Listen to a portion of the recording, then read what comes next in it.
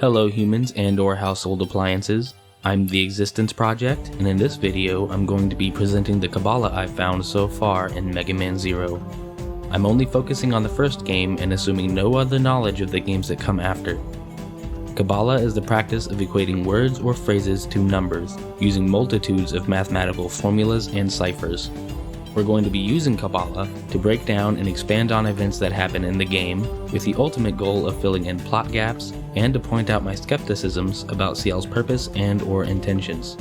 Let's start with some simple facts about the game. Mega Man Zero is a series of video games published by Capcom, developed by Inti Creates, and produced by Keiji Inafune. Capcom, Inti Creates, and Keiji Inafune all add to 3 using the reverse single reduction cipher. Remember, in Kabbalah the 0 is mostly ignored in the math. Mega Man Zero also adds to 30 using the septenary cipher. Mega Man Zero was developed for the Game Boy Advance. Some other words related to the game itself are vitality and retirement, a term that replaced numerous references to death in European and Western localizations of the game. Phrases include zero to hero, war coverage, and premature orgasm? Okay, I'll just go with that then. Moving on to Zero. Zero is the hero of this series. He was awakened and chosen by Ciel to fight against Arcadia, a place where humans have sheltered themselves from the world, according to Ciel. Zero doesn't get much character development in this game besides having a fondness for the elderly and doing every single thing Ciel wants us to do practically without question, which we will examine later. Ciel is the leader of the Resistance. Here are my non-numerical reasons why I believe she could be more evil than good, based purely on observation. In the beginning of the game, she says a few suspect things. One is, I know you are Zero because you destroy the golem. This raises the question, is there nothing else that can destroy a golem? What about the Guardians? I'm sure any of the bosses could do it too. Just because Zero does it doesn't necessarily mean it's him. The second weird thing she says is, we know the end is near. How can she know that unless she knows what the end looks like? The most revealing reference to numerology that comes out of her mouth is that Zero is their last hope. Most believe him to be a fantasy, and few believed in his existence and have looked for him. In numerology, the 0 represents everything and nothing. It is a number out of reach of mortals, a fool's number whose true purpose seems shrouded in mystery. Ciel stresses throughout the game that we are the original and legendary 0, even though she has absolutely no proof of this, or at least doesn't bother showing us.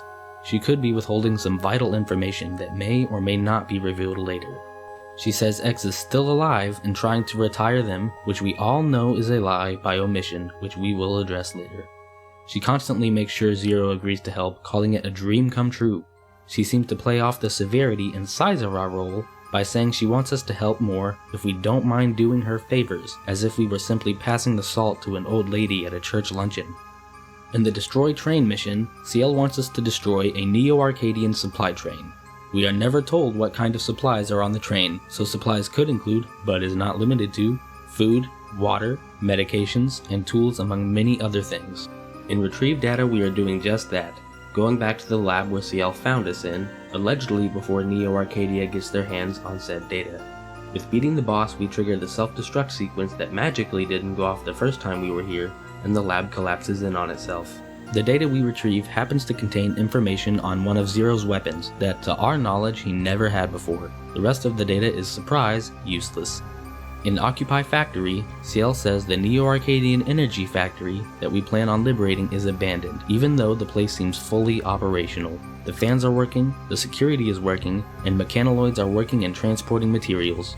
Ciel says with our help, maybe peace will be restored. Bullshit. She knows something. In Find Hidden Base, Ciel wants us to locate a base allegedly belonging to Neo-Arcadia. Ciel could immediately disable the security and open the main door. She specifically says that she will unlock it for us. You know who says that? People with keys. Later, we destroy evidence, I mean computers here, in the Stop Hacking mission due to the Resistance base allegedly getting hacked. We are not shown proof of this at all. She says, my experiment is going fine so far.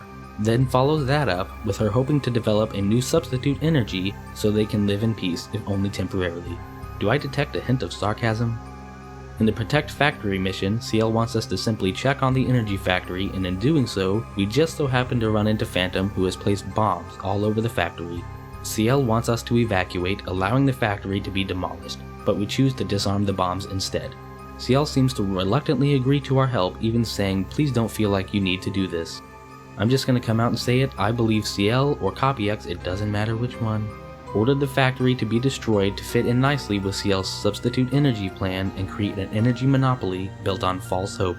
More on her substitute energy in 02. Finally, and most importantly, before the final stages of the game, Ciel admits the war is entirely her fault.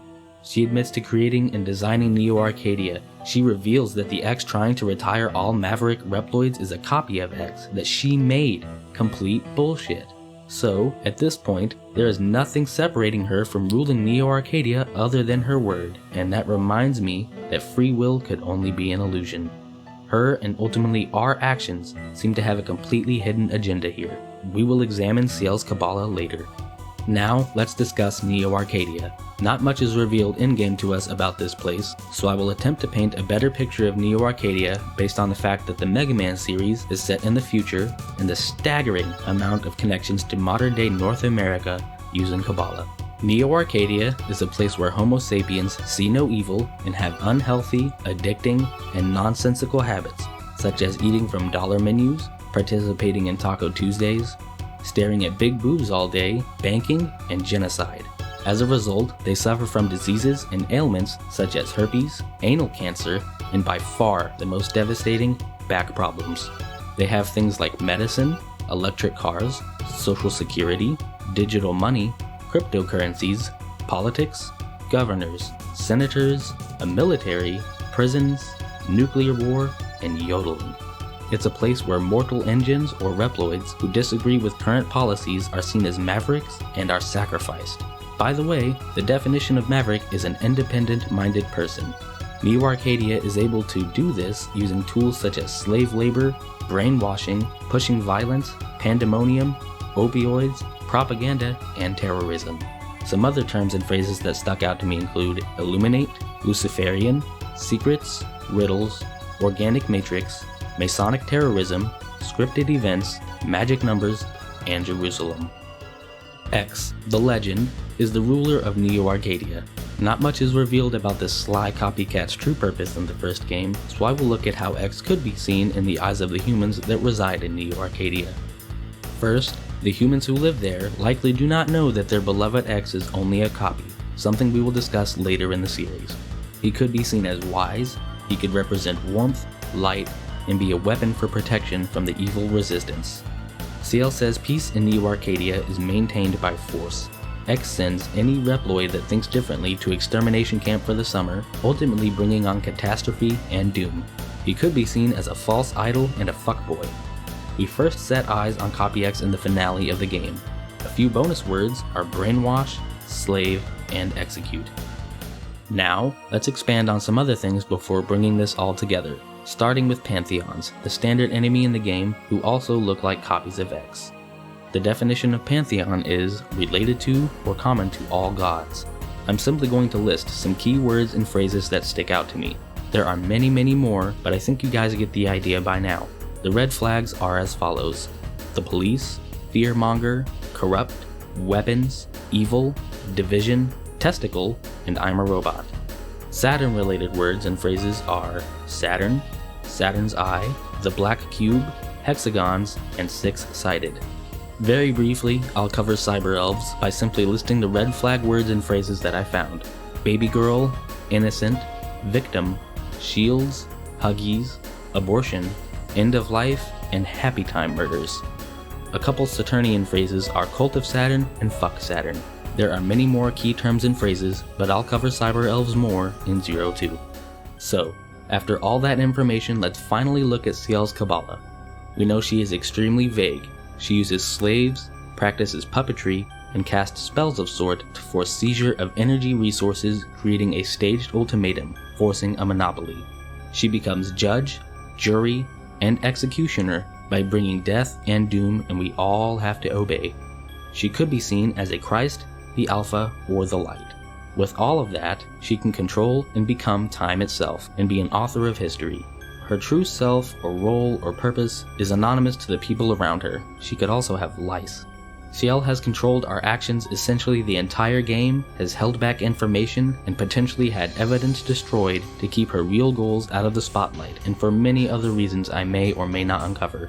For all we know as of right now, Ciel could have complete control over Copy X's actions, and potentially all of New Arcadia. Hell, we may not even be the original Zero.